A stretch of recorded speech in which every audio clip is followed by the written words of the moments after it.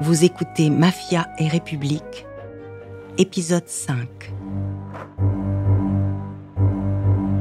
Après la perte des colonies, le général de Gaulle s'impose comme le garant de l'indépendance nationale.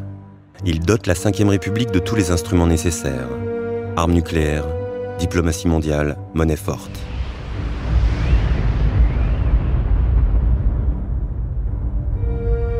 L'une de ses priorités, assurer l'indépendance énergétique de la France. Rien ne doit empêcher l'approvisionnement en pétrole et en uranium. De Gaulle confie cette mission à une société créée pour l'occasion, ELF.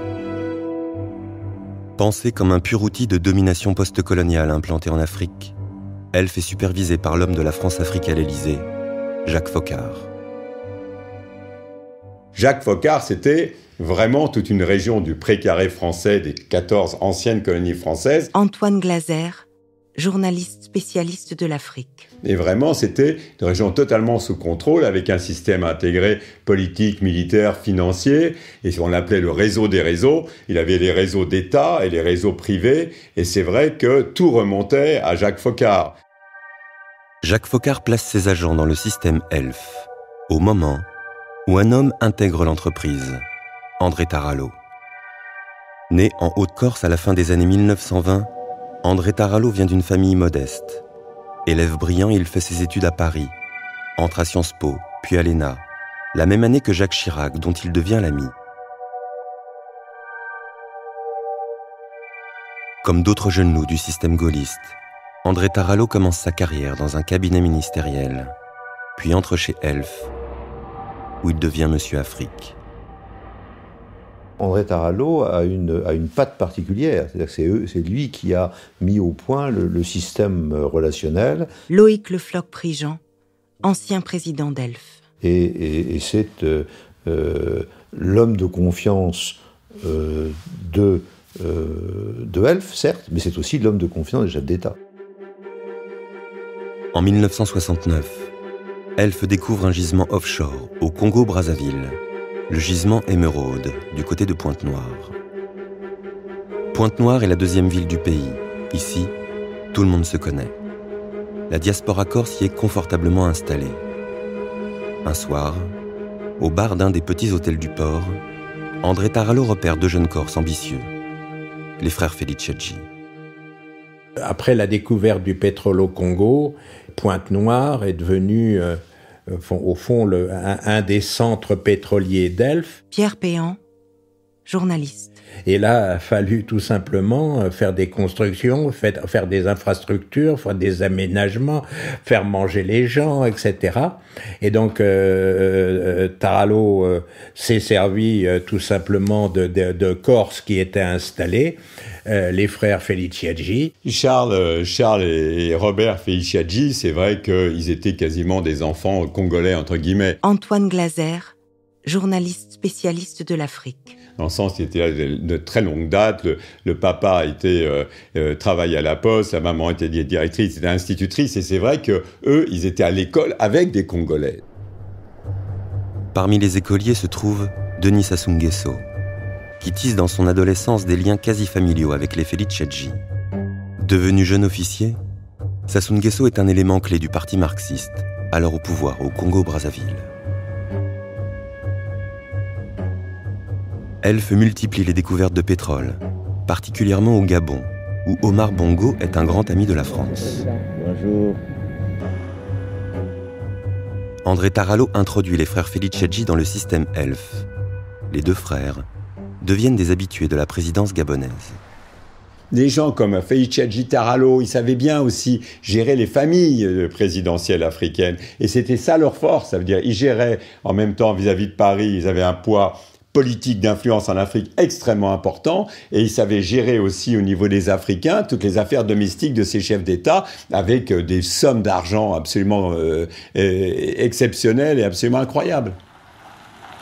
À Paris, Jacques Foccart permet à ces relations de perdurer sous les deux présidents de la République française, Georges Pompidou, puis Valéry Giscard d'Estaing. Pour sécuriser ses intérêts, la France fait tout pour avoir des hommes de confiance à la tête de ses anciennes colonies. En 1979, Sassou Nguesso réussit un coup d'État qui va le maintenir plus de 20 ans à la tête du Congo. Par l'entremise des frères Felice, André Taralo noue des liens étroits avec le nouveau dictateur. Elf est désormais en terrain conquis, comme prévu.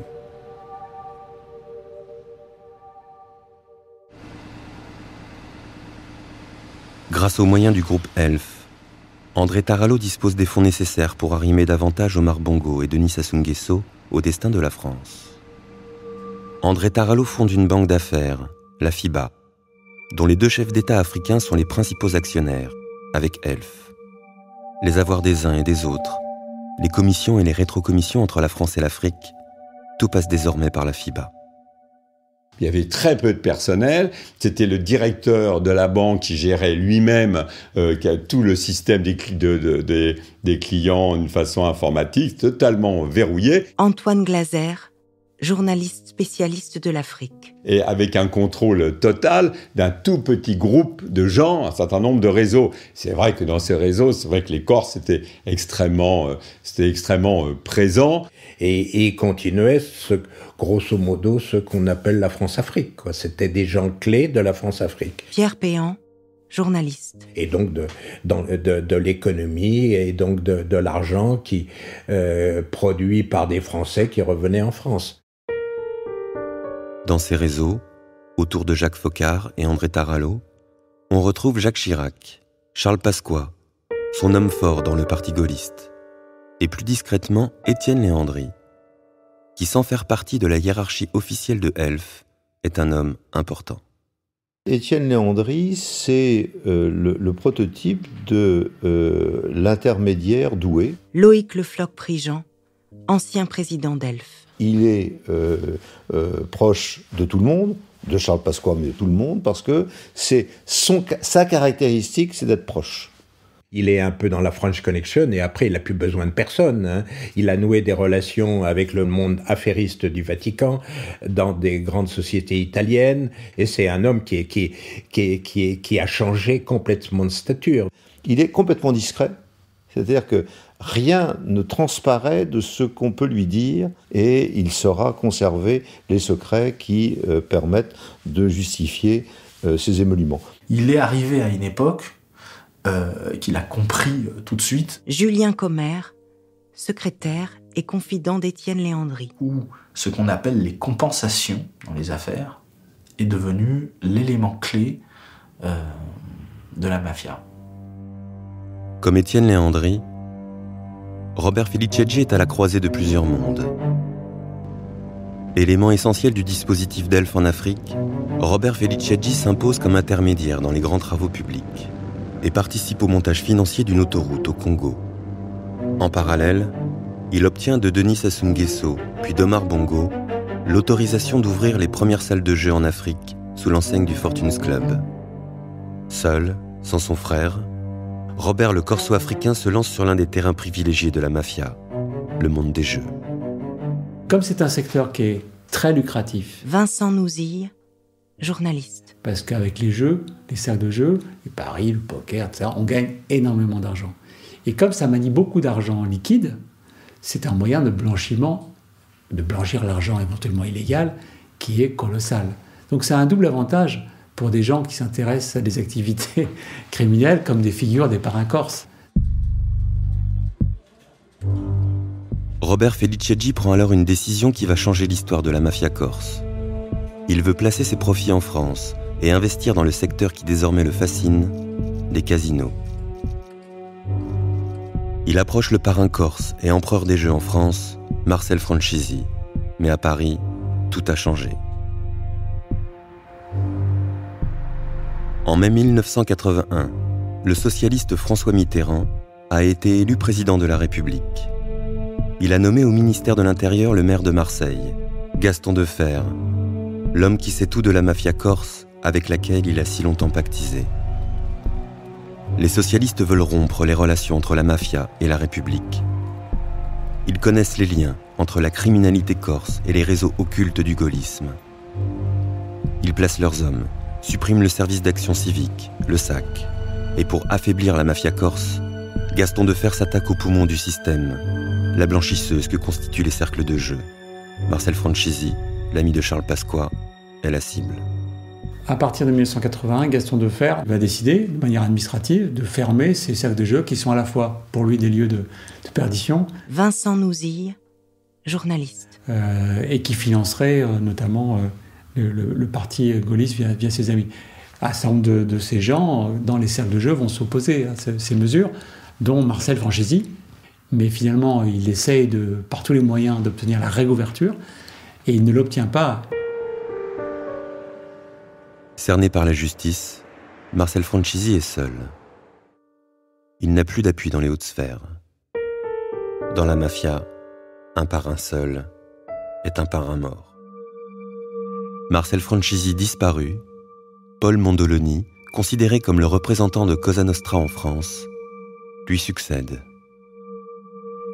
Mondoloni, après avoir été une grande figure de la French Connection, est devenu un arbitre, un sage, un parrain qui peut donner des avis et partager, jouer des garants et partager des parts entre différentes figures du milieu. Donc il réussit à réunir dans une affaire de gros trafic de stupéfiants toutes les figures de la pègre marseillaise, qui sont tous là pour mettre des parts, mettre en gros chacun 10% dans cet investissement. Et c'est lui qui répartira les bénéfices de ce juteux trafic. Robert Felice, le corso africain, a de l'argent à investir. Il contacte Paul Mondoloni, qui est intéressé dans le casino de Bandol, tenu par un jeune loup, Michel Thomy. C'est alors que Robert Felice rencontre Michel Thomy, que les services français considèrent aujourd'hui comme étant le dernier des parrains. Âgé d'une trentaine d'années, Michel Thomy a commencé comme croupier à Monaco, a rejoint le cercle de l'Opéra à Paris, puis est entré au casino du Roule à Nice. Il a pris du galon, est parti dans un casino espagnol, mais, accusé de truquer des parties, il a précipitamment fui l'Espagne. Depuis, Michel Thomy gère en famille le casino de Bandol. Malgré un mort et quelques explosions, Thomy fait du casino une affaire extrêmement juteuse. Dans cette nébuleuse, Robert Felice retrouve une légende vivante de la mafia corse. Un homme dont Paul Mondoloni prépare le retour en France, Jean G. Colonna. Inculpé pour trafic de drogue lors du démantèlement de la French Connection, Jean G. Colonna s'est évadé de prison. En fuite, il a rejoint les réseaux corses d'Amérique et organisé l'exécution de tous les assassins de son père, tués dans le règlement de compte du Combinati. Débutée 30 ans plus tôt, cette vendetta l'auréole du statut de bandit d'honneur dans l'île de Beauté.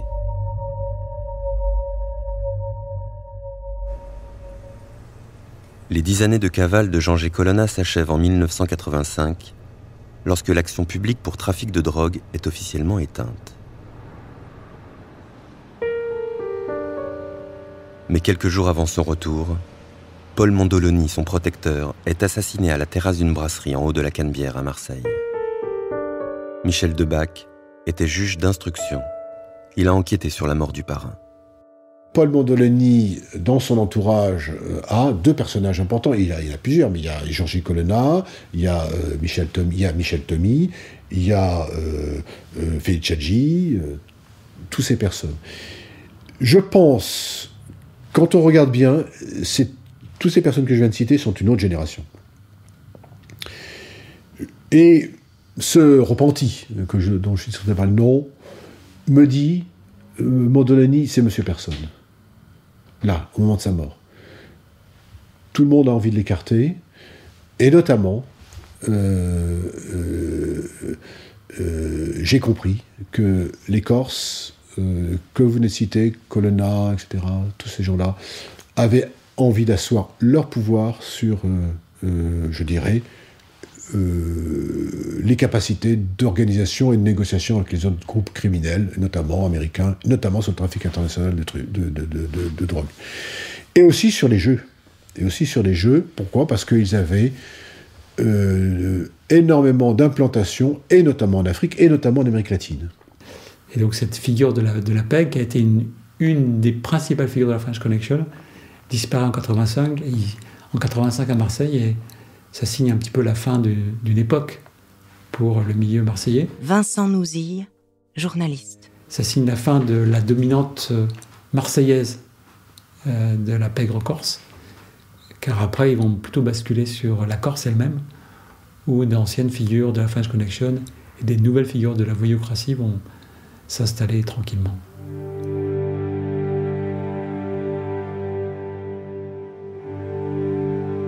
Été 1985. Jean-G. Colonna rentre officiellement dans son village de Pilacanal, fief des Colonna. Âgé de 46 ans, il a un casier judiciaire vierge et hérite du clan familial, clan qui domine en Corse du Sud. Parmi ceux qui l'accueillent figure Robert Feliceggi, dont la famille est originaire du même village. Une alliance indéfectible se noue entre le corso-africain et le nouveau parrain de Corse du Sud.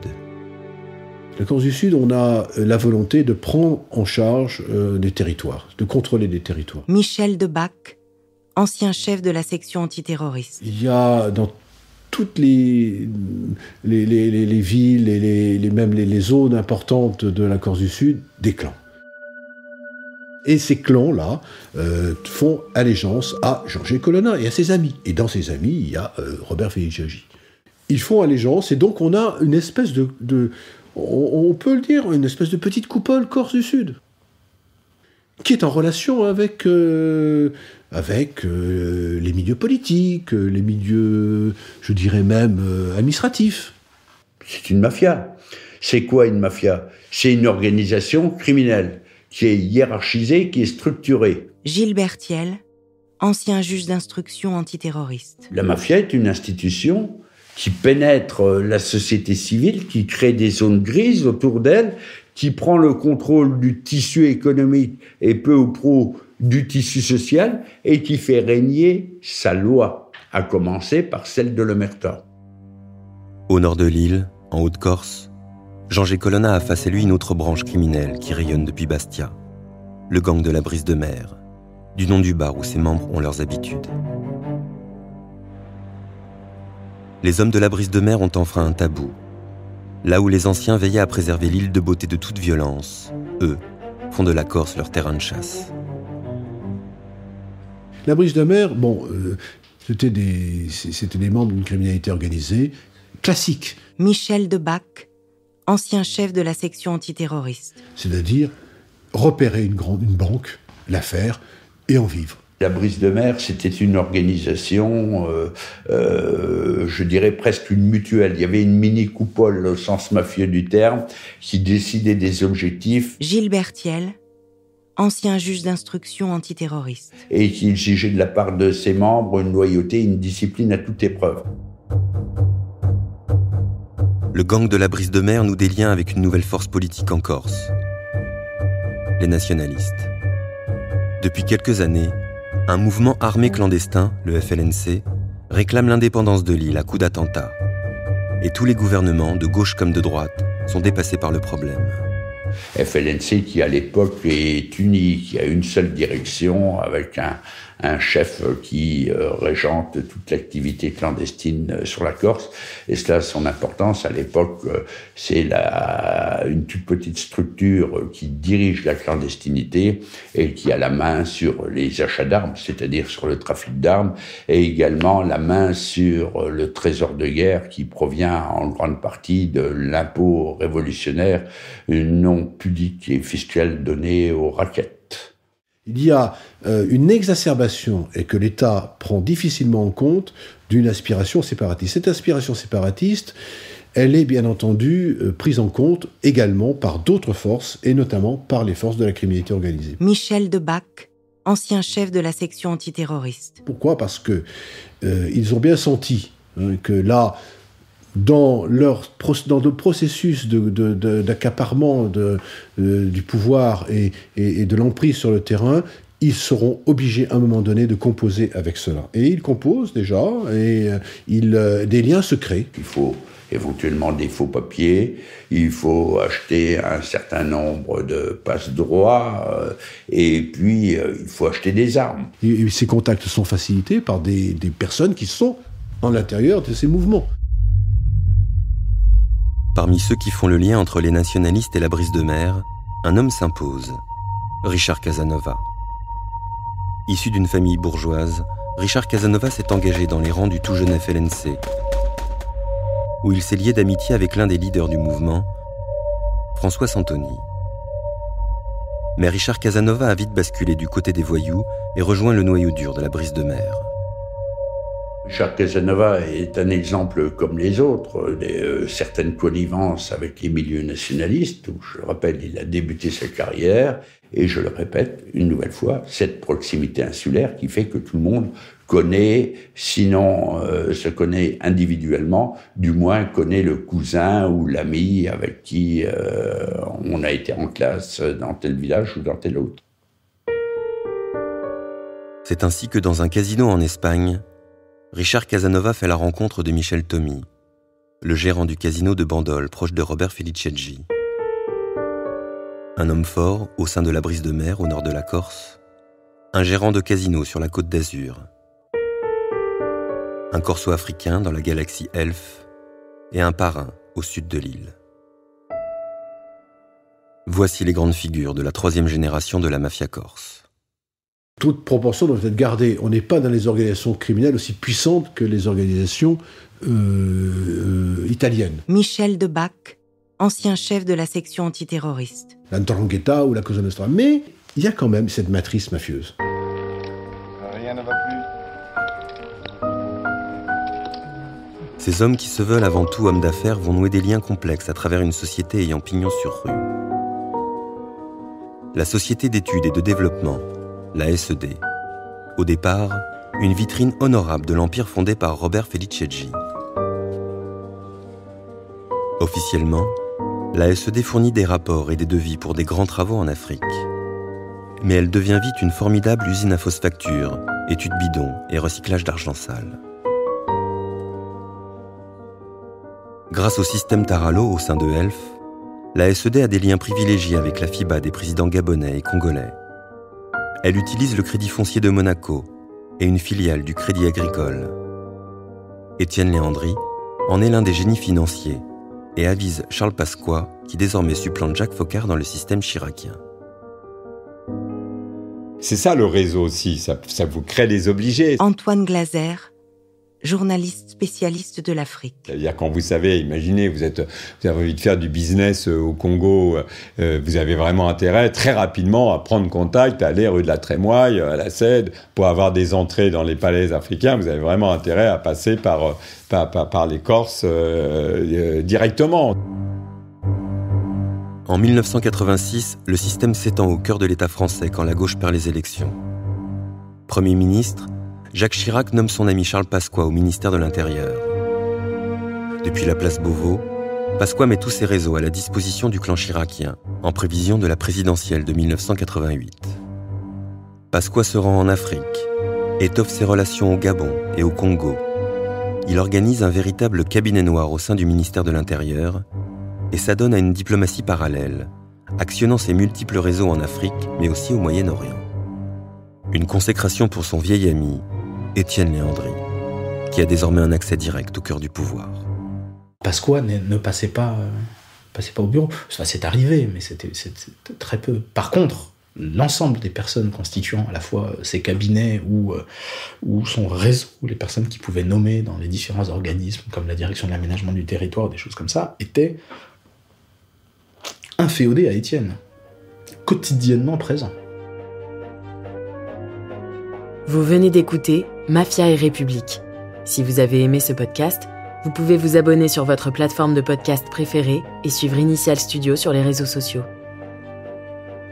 Mafia et République est un podcast coproduit par Initial Studio et Yami 2, adapté de la série documentaire audiovisuelle éponyme produite par Yami 2, réalisée par Christophe Bouquet et écrite par Christophe Nick, Pierre Péan et Vanessa Ratignier. Production exécutive du podcast, Initial Studio. Production éditoriale, Sarah Koskiewicz et Louise Nguyen. Montage, Camille Legras. Avec la voix d'Emmanuel Yacoubi.